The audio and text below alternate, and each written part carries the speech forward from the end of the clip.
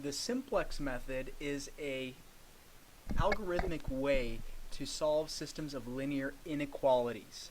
So now we're basically doing the same thing as we were doing earlier in terms of graphing the inequality. So we would have something like this where we might have a series of linear functions. However, they had constraints that they needed to be either less than or greater than, less than or equal to or greater than or equal to a certain value. So you have a feasible region like this, potentially. And our goal was to test all the corner points. Well, that of course takes a lot of effort, number one. And number two, if you have more than two variables, such as, we just generically call them x1, x2, x3, in other words, first variable, second variable, third variable, on and on and on, you could have hundreds of variables. Well, how do you graph more than two variables at a time? This is a y-axis and this is an x-axis. Then you only have two variables at a time that you could work with. Well, as it gets more complicated, the simplex method allows us to solve these things. And the theory gets pretty complicated, so we won't go there.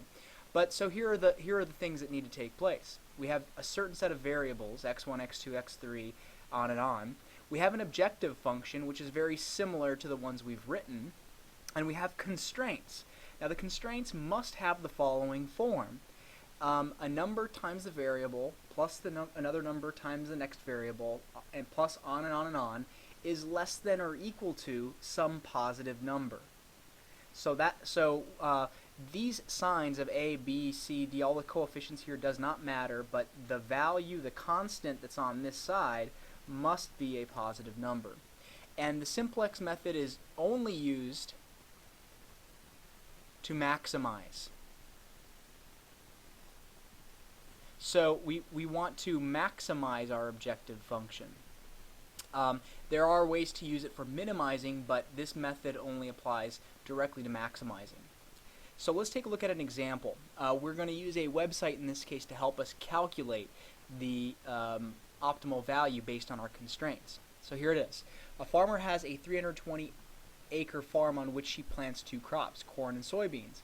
For each acre of corn planted, her expenses are $50, and for each acre of soybeans planted, her expenses are $100. Now I'm going to jump real quick to the question here. How many acres of each crop should she plant?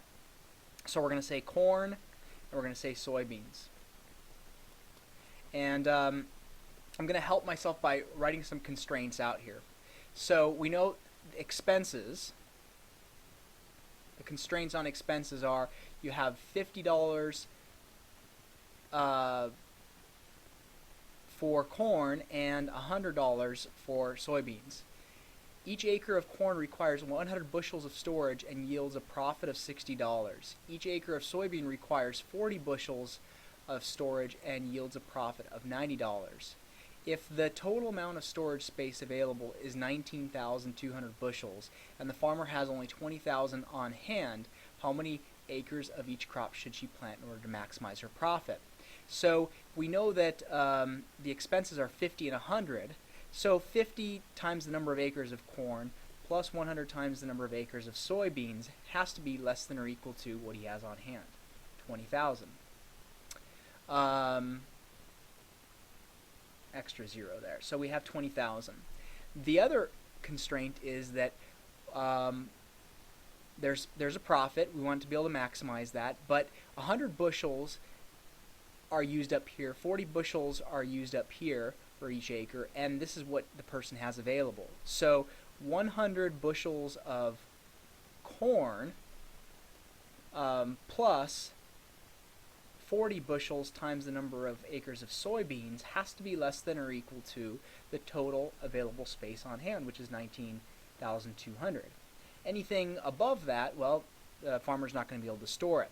So here is the storage constraint, and it looks like we only have two of those constraints.